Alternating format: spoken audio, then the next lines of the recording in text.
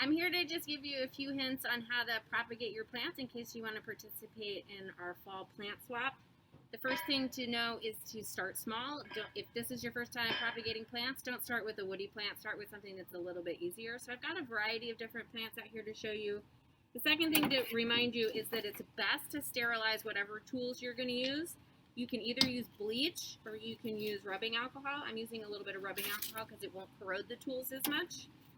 I have a few fancy knives that I like to use when I'm doing propagation, but you can just use a kitchen knife.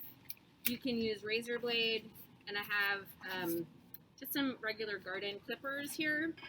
So this plant has these long stems that grow out of it, and you can just simply clip this off and then put it into a beaker of water to root it.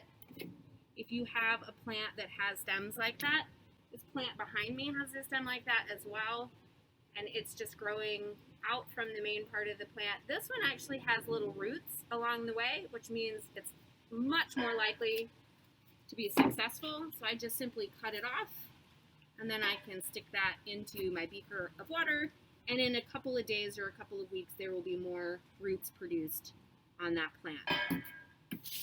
This is a plant called cast iron plant, and it doesn't look fantastic, but it has an underground stem, and I can section it, again, using those same clippers, and then I can either root this in water, in that same beaker, or I can root that directly into soil, if I'd prefer.